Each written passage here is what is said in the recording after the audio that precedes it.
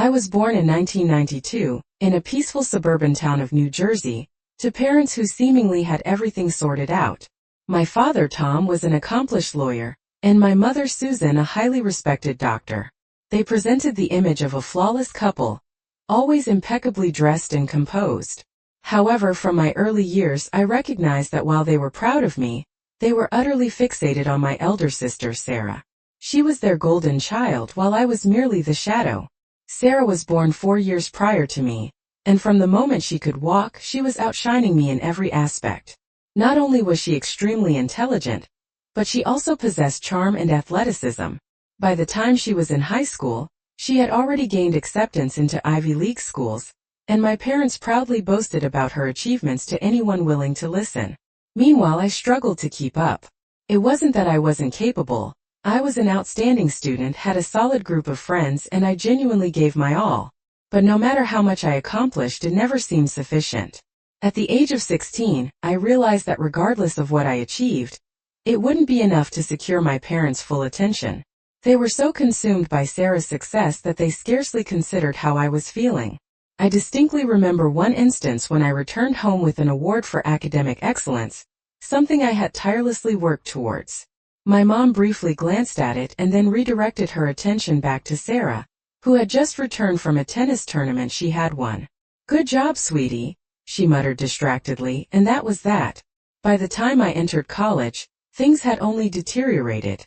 Sarah had already graduated from Harvard, and I was striving to find my footing. I had no intention of attending an Ivy League school, but I did desire to pursue a quality education, so I applied to a well-known state school in New Jersey. When I informed my parents of my decision, they didn't seem to care. They didn't encourage me or even offer to assist with tuition, despite their comfortable financial circumstances. I had always been a hardworking and independent person. I managed to get through college by taking on various part-time jobs and scholarships. I graduated with honors and then decided to pursue my MBA. I had seldom asked much from my parents, but when it came to paying for graduate school, I thought perhaps this time they would step up. After all, I had worked diligently and made them proud in my own way, right? But when I approached them for assistance with a student loan, the response was far from what I had anticipated. My mom gazed at me, her eyes cold, and stated, "You're old enough to figure this out on your own, sweetie. Sarah's business venture is what we're investing in at the moment. We can't assist you." It was the same dismissive tone she had used when I was younger, when she made it clear that I wasn't Sarah, and that was the end of that conversation. Frustrated and disheartened, I turned to my Aunt Margaret for help. Margaret had always been kind to me, offering advice and emotional support whenever I needed it. I reckoned she might be able to co-sign a loan for me, or at least help me figure out what to do next. Margaret was never as wealthy as my parents, but she had always managed to make ends meet, and she had a way of making people feel that they mattered. However, Sarah found out. The moment Sarah learned that I had reached out to Aunt Margaret, she was incensed. She distorted the situation, telling my parents that I was betraying the family. I didn't even realize what was happening until it was too late. My parents confronted me, their faces filled with anger. "How dare you go behind our backs?" my father demanded. "We've been nothing but supportive of you, and now you're asking Margaret for help?" I was astonished. All I had wanted was some support to further my education, to prove to myself and them that I could stand on my own. But instead I found myself being kicked out of the house. They accused me of being a troublemaker, of betraying their trust, and they told me to leave. It was the first time I truly felt like an outsider within my own family, and the pain of that rejection was more profound than anything I had ever endured. After being cast out, I had nowhere to turn, yet I was resolute in not crawling back to my parents. I resided in a tiny apartment that I could scarcely afford, juggling 2 jobs just to make ends meet. I did my utmost to persevere through the overwhelming weight of isolation and betrayal that gnawed at me each day. I didn't communicate with my family for months. It was agonizing, but in a sense it was also liberating. For the first time in my life, I didn't have to exist in the shadow of Sarah. I threw myself into my MBA program, plunging headlong into the coursework and the long evenings of studying. I had learned to rely on myself long ago, but now I had no alternative.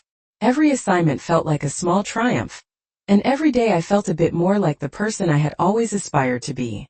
However, the pain of losing my family remained, lurking in the recesses of my mind. I thought about Sarah frequently. How could I not? She was always at the center of everything. I had attempted to keep in touch with her during those initial few months, but she was always overly busy. I wasn't even certain why I bothered, yet there was still a part of me that hoped perhaps, just maybe, she would come to her senses and recognize what our parents had done to me. Instead, the silence persisted, and I learned to live without the constant craving for their validation. Over time I made new friends, constructed a new support system, and began to embrace the person I was evolving into. I was proud of what I had accomplished independently. It was a rather late Sunday evening when I witnessed her name pop up on my phone. Sarah. That name seemed like a specter haunting me. Instantaneously my heart rate escalated, and my fingers hovered above the screen. I hadn't conversed with her for nearly a year, and now lo and behold, she was here requesting to meet. "Can we talk?" the message read, succinct yet laden with an undertone I couldn't quite fathom. I experienced a melange of anger and curiosity. Why now? What on earth could she potentially desire from me after all that had transpired? But despite the rage churning within me, I consented to the meeting. I couldn't help it. A part of me craved closure, even if I wasn't precisely sure what that entailed. We met at a diminutive cafe, one of those serene, snug spots that proffered a semblance of tranquility in a tumultuous world. The moment I laid eyes on her, I felt a knot constrict in my chest. She remained the same, flawless, composed, and possessing that self-assured air she'd always carried. It was arduous to reconcile the image of the sister I'd once admired with the person who had aided in pushing me away from my own family. "Hey," she said, sliding into the seat opposite me. "It's been a while." "Yeah, it has," I replied, my voice icier than I'd intended. She gazed at me for a protracted moment, as if weighing her subsequent words with care. I know we haven't conversed in a while, but I require your assistance," she eventually said, her voice faltering ever so slightly. I raised an eyebrow. "Help? After all that's happened?" "I know I've botched up," she said, her voice softer now. "I've made numerous mistakes, and I've been reflecting on it a great deal lately." "Really? Because the last time I checked, you were the one who got me evicted from the house." I snapped, the bitterness creeping back into my words. I couldn't refrain. The anger I buried deep inside for so long abruptly surged to the surface. Her eyes were filled with an emotion I hadn't witnessed in a long while: guilt. "No, I don't anticipate that things can revert to normal so effortlessly. However, I've been experiencing certain matters, and I can't handle them alone." I remained silent for an extended period, fixating my gaze on the table. A portion of me desired to simply walk away and never look back, yet another part of me, that other part of me, still cared. Perhaps it was the sister within me, the part that had once adored her, that held on to the hope that she could change. But I had learned through difficult experiences that I couldn't rely on that hope any longer. "What do you expect from me, Sarah?" I eventually queried, my voice now steady but cold. She inhaled deeply before responding. "Our family's business. It's encountering difficulties. Dad has been making some unwise decisions, and I believe it's only a matter of time before it all collapses. I require your assistance to rectify it. I'm asking because I know you're the sole person capable of achieving it." I couldn't believe what I was hearing. After all that had transpired, after the betrayal, after she had turned our parents against me, now she was seeking my help? "No," I stated firmly. "I'm not going to assist you or Dad, or anyone within that family business." Her face hardened. "You don't comprehend. If you don't offer your help, everything will crumble. You're the only one who can salvage us." "No," I repeated. "I'm not going to be a part of that mess. Not anymore. You don't have the right to approach me after all you've done and ask for my assistance. I'm not that person any longer." For a fleeting moment, silence prevailed between us. Her eyes narrowed, and I could detect the frustration welling up within her. She leaned forward, her voice lowered. "You're being selfish. This is a family emergency, and you're simply going to turn your back on us." "You're darn right I am," I retorted, my voice escalating. "You and Dad had your opportunity, but you both chose to treat me as if I didn't matter. Well, guess what? I matter now, and I don't owe either of you a darn thing." Her chair scraped against the floor. "Fine," she snapped. "I guess I'll just have to figure it out on my own." I watched as she stormed out of the cafe, my heart pounding furiously within my chest. It was over. There was no turning back now. I had made my choice, and I was done being the family's scapegoat. But as I sat there alone with my thoughts, I came to a realization. It wasn't just about Sarah or my parents anymore. It was about me. I had built a life for myself, and I wasn't going to let anyone, not even my own family, drag me back into the toxic cycle they had created. For the first time in a long while, I felt liberated. And yet it was terrifying. It had been weeks since I had last seen Sarah, yet every day, the weight of her words lingered in my mind. She had left that cafe without another word. But still, I couldn't shake the feeling that something had shifted. Despite my firm resolve, a small part of me couldn't help but wonder if I had made the right choice. Was I being too harsh? Could I have done something to assist? The questions haunted me, but I refused to retract my decision. The number on the screen sent a jolt through me. It was Dad. Ever since the day I was ejected from the house, I hadn't had any communication with him, and I truly had no clue what he could possibly want now. I let the phone ring twice before picking it up. "Hello." My voice was laced with wariness and caution. I wasn't sure what to anticipate, but I knew this conversation wouldn't be a genial one. "Is this really how it's going to be, Emily?" Dad's voice was gruff, yet there was an undertone I'd never heard before. "What do you mean?" I retorted, my fingers clenching the phone tightly. My chest constricted as well, as if my body instinctively braced for whatever was to come next. "You think you can just cut us off like this? After all we've done for you?" he questioned, his tone escalating. "I'm not asking for a lot. I merely need you to assist with the business. It's crumbling, Emily. You're the only one who can salvage it." His words hit me like a powerful punch to the stomach. "Are you seriously contacting me for this?" I snapped, rising from my couch. "After all that's happened, after how you treated me, now you need my help?" "You don't understand," he began, but I cut him off. "No, I understand completely," I said, my voice quivering with rage. "You treated me as if I were nothing. You and Sarah. And now you're asking me to clean up your mess? It doesn't work that way." "Emily, listen," he started again, but I wasn't having any of it. "I'm not going to get involved in your business. You don't have the right to come back into my life after shutting me out and acting as if everything is fine. Simply isn't. And I'm finished playing that game." There was a long silence on the other end of the line. For a moment I even thought he had hung up. But then I heard him take a deep breath. "You're making a mistake." "Perhaps. But it's my mistake to make," I replied, the words coming out more sharply than I intended. "I'm not doing this anymore, Dad. I'm not going to be your fallback plan." He sighed, his voice softening. "You've always been obstinate, Emily. But this is bigger than you. If you don't help, everything we've built will come crashing down. And you'll have no one to blame but yourself." I felt the sting of his words, but it only made me more resolute. "Then let it fall apart," I said, the bitterness palpable in my voice. "Maybe it's time for everything to crumble. Maybe it's time for all of you to realize the consequences of your actions." The line went dead, and I dropped the phone onto the couch with a forceful exhale. My heart was pounding, and my mind was awhirl with anger and disbelief. How could he think that after all that had happened, I would simply come back and fix things for them? I paced around my apartment, attempting to shake off the rush of emotions. It was as if they were still attempting to control me, still trying to draw me back into their web of lies and manipulation. But I was done. I had moved on. I had created my own life, one that didn't revolve around the toxic mess they had created. And then it dawned on me. There was something more profound at play here. This wasn't merely about the business. It wasn't just about Sarah or Dad or the years of pain they had inflicted on me. No, this was about my own sense of self-worth. They were attempting to make me feel guilty.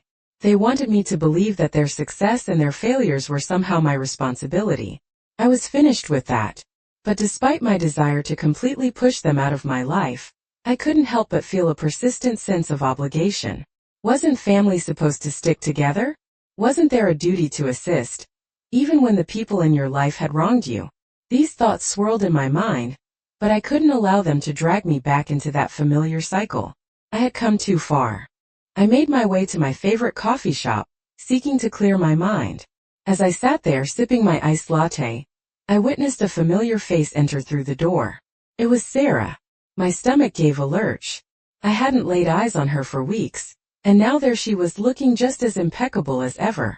She caught my gaze and walked over, taking a seat across from me without even asking. "Emily, I'm sorry," she stated, her voice calm yet tinged with something that seemed almost sincere. "I shouldn't have uttered the things I did. I didn't realize how much I'd hurt you." I studied her intently, attempting to assess if she truly meant it. I'd heard this refrain before, way too many times, but there was something in the way she said it that made me hesitate. "Why are you here, Sarah?" I queried, my voice still guarded. "I want to set things right," she said softly, averting my gaze. "I know I've messed up, and I don't anticipate you forgiving me overnight. But I want to give it a try, Emily. I need you to understand that I'm not the same person I was before." I wasn't sure how to respond. Part of me yearned to believe her, to think there was some truth in her words. But I couldn't forget what she'd done.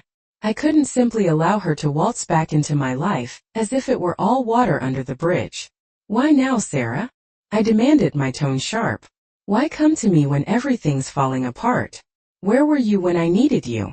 She flinched at my words, but she didn't look away. I know I was horrible to you, but I need your help. I can't do this alone." I exhaled forcefully. "I've already told you. I'm not helping. You and Dad made your choices. It's time you deal with the consequences." She nodded slowly, her eyes filled with a mixture of regret and frustration. "I understand. But I want you to know, Emily, that I'm truly sorry. I really am." For a long while, neither of us spoke. And for the first time in a long while, I sensed a glimmer of something between us. It wasn't forgiveness, not yet. But it was something. Maybe it was the start of something new. Or perhaps it was the end of something old. I didn't know. But I did know one thing: I was finally free. And that, more than anything, was all that mattered. 3 months had passed since I last spoke to my parents. I had distanced myself from them in every way, physically, emotionally, and mentally, and it felt like the right choice. I had created a life for myself. I had left the past behind, focused on my career, and begun to build relationships with those who truly cared about me, not just what I could do for them. Certainly the hurt still lingered, but it was fading, like an old scar that no longer throbs with pain yet remains a reminder of what once was. Then the phone call came again. This time it was from Sarah. I was sitting on my couch, scrolling through my phone, when her name flashed across the screen. My heart skipped a beat, and for a moment, I wondered if I should simply ignore it. But something held me back.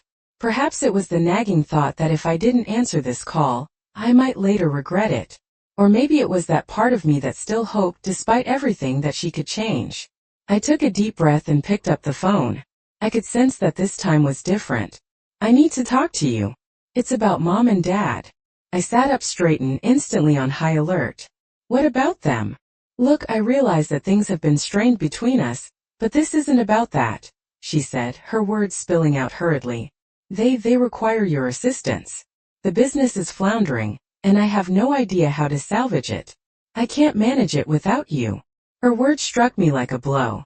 I could feel the old rage welling up within me, but I forced it down. I couldn't allow her to manipulate me once again. I had come to terms with them, or at least I thought I had. "I informed you I'm not getting involved," I replied curtly. "I'm done with all of you." "No, Emily, you don't comprehend." Sarah's voice cracked, and for the first time in a long while, I detected genuine fear in her tone. "They're in a bind. We're in a bind. And they're specifically asking for you." I didn't know who else to turn to. A part of me yearned to hang up, walk away, and never look back. But another part, a much smaller portion, felt a glimmer of something. Guilt? Responsibility? It was difficult to discern. I took a deep breath, closing my eyes for a moment. I couldn't believe I was even entertaining this conversation. "I don't know," she admitted. "But they've gotten themselves into something illegal." The word illegal hung in the air between us, heavy and suffocating. "And they're asking you for help to clean it up. They think you can fix this." I felt a twist in my stomach. Sarah continued quickly. I didn't know. I swear I didn't know. But now they're in too deep. And they're asking for your help, because they know you're the only one who can get them out of this. A long silence ensued. I struggled to process what she was saying. My parents always had a way of landing themselves in trouble, but this was an entirely different matter. I couldn't simply turn a blind eye this time. If I were to help them, what would that make me? A part of their lies? A co-conspirator? I don't know, Sarah, I said finally, my voice shaking under the weight of it. This is too much. I can't just walk back into that world, into that mess. I've worked too hard to get away from it. I know, Sarah said, her voice now soft and almost pleading. But you're the only one who can fix it, Emily. Please, I need you. They need you. The desperation in her voice cut through me, but it wasn't enough to sway me. I'd been down this path before and wasn't about to fall for it again. I had to consider myself this time, my future and my peace of mind. I'm not doing it, I said firmly. I can't. I won't. There was a long pause, and for a moment I thought she might hang up. But then she spoke again, her voice quieter and almost resigned. I understand, she said softly. But you know this is going to fall apart, right? Mom and Dad. They're not going to make it out of this. And if you're not there, if you're not willing to help, I don't know what's going to happen. I can't be a part of that, Sarah, I said, the words feeling like heavy stones in my throat. I won't. And just like that I hung up the phone. I wasn't sure if it was relief or regret, but one thing was certain. I had made my choice and there was no turning back. In the days that followed, there was an abundance of uncertainty. I went to work, immersed myself in my daily routine, and endeavored to disregard the gnawing sensation that something was lacking. I couldn't shake the visions of my parents' faces, desperate and pleading, asking for assistance.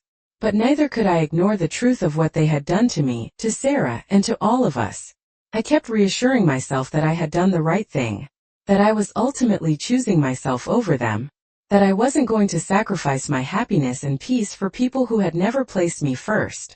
Yet, there remained that whisper in the recesses of my mind, querying if I had made the correct decision. Then 2 weeks later, I received a call from Aunt Margaret. Emily. Her voice was composed yet solemn. You need to be aware of something. What's going on, Aunt Margaret? I inquired, my heart sinking. I could tell from the tone of her voice that this wasn't just another casual chat.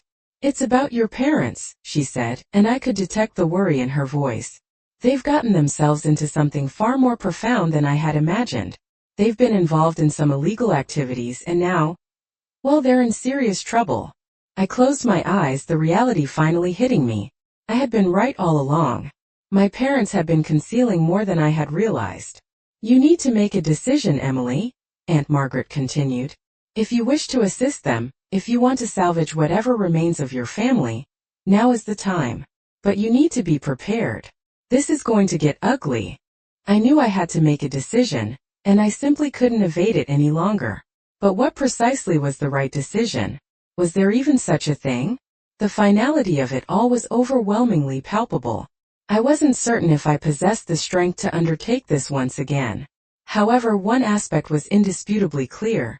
I was going to have to confront it one way or another. Each passing day made the decision increasingly arduous. I had thought I'd come to terms with it, yet whenever I envisioned my parents' faces in my mind or heard Sarah's desperate voice reverberating in my thoughts, I felt a twinge of guilt. It wasn't merely the guilt that tugged at me. It was the persistent query of whether I was making the correct choice. Could I truly walk away from them, from all that we had once been, without it tearing me apart? Aunt Margaret's words lingered and haunted me. This is going to get ugly. She was right. The weight of their actions, the illegal activities they were now embroiled in, was progressively mounting with each day. I knew this wasn't just some minor family dispute that could be swept under the rug. This was far more significant, much more so. And although I yearned to maintain my distance, I couldn't shake off the sensation that I might be the sole person capable of halting it from completely disintegrating. Still, I resisted. I buried myself in my work, focused on building my career, and endeavored to keep my emotions in check. But then one day, while I was sipping my morning coffee and scrolling through emails, a message from Sarah popped up. It was brief, a simple line, yet it struck me like a sharp slap across the face. I'm sorry, Emily. You were right. They've gone too far. I can't fix this alone. Please come home. I stared at the message for what seemed like hours, my mind racing. This wasn't like Sarah. She wasn't one to ever admit when she was wrong, especially not about our parents. But there was something in her words now, a sense of desperation that I couldn't disregard. It was as if she was finally seeing what I had witnessed all along. The fractures in the family, the lies, the manipulation. It wasn't merely about the money or the business anymore. It was about all that we had endured, all the years of being treated as second-class citizens in our own family, all the years of me being invisible while Sarah was always the golden child. As soon as she picked up, I said. My voice held a chill, was guarded, yet beneath it, there was a glimmer of emotion that I couldn't quite conceal. You told me you didn't need me, remember? You told me to keep away. I was wrong, she conceded, her voice scarcely louder than a murmur. I didn't realize how dire the situation was until now. They're in way over their heads. I can't do this without you. We simply can't do this without you. I shut my eyes, feeling my chest constrict. And why on earth should I assist you? After all that's transpired. There was a lengthy pause on the other end, and when Sarah spoke again, her voice was steady but filled with something I hadn't anticipated: guilt. Because I'm sorry, Emily. I know I've never truly been there for you, and I know I've hurt you. But I need you. I need you to help fix this. I can't lose them, and I don't want to lose you either. I had no idea how to respond.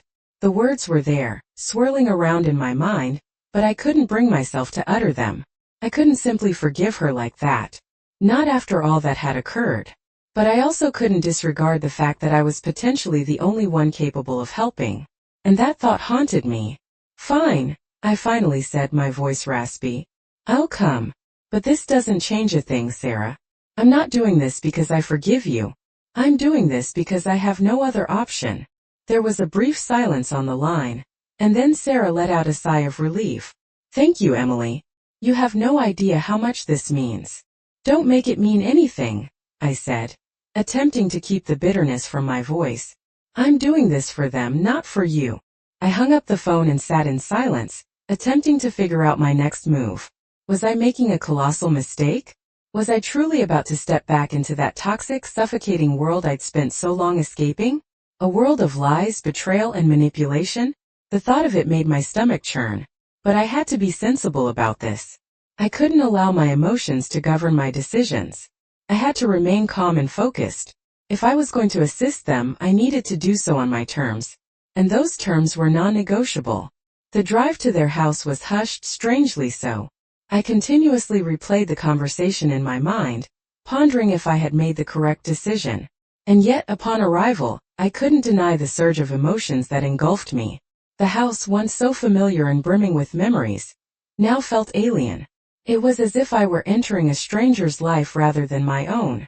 I rang the doorbell, my hand quivering slightly as I stood on the doorstep. Moments later, Sarah opened the door, and for the first time in a long while, I detected something in her eyes that wasn't merely fear, it was relief. You came, she said softly, stepping aside to allow me in. I nodded, yet my heart wasn't truly in it. I followed her inside, the house seeming colder than I recalled. I could hear voices emanating from the living room, and as I stepped in, I saw my parents sitting on the couch, their expressions a blend of guilt and desperation. Emily, thank goodness you're here, my mom said, her voice tremulous. We don't know who else to turn to. I remained silent. I couldn't speak. I just stood there staring at them, attempting to find some resemblance of the parents I once knew. But the truth was, I no longer recognized them. This wasn't the family I had grown up with. This was a different, darker version of them.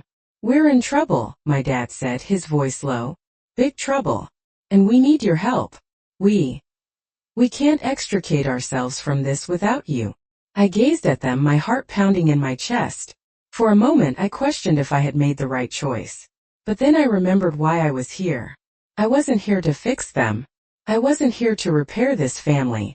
I was here because I knew I had to ensure I didn't become a part of their mess. And I wouldn't. No, I said firmly, my voice slicing through the tension in the room. I'm not here to save you. I'm here to prevent you from making things worse. The room fell silent. For the first time in years, my parents actually seemed to be listening to me.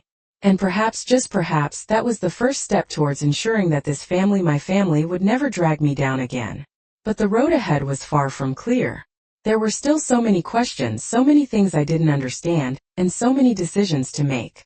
And as much as I wished I could walk away and forget all this, I knew the truth. I was already too deeply involved.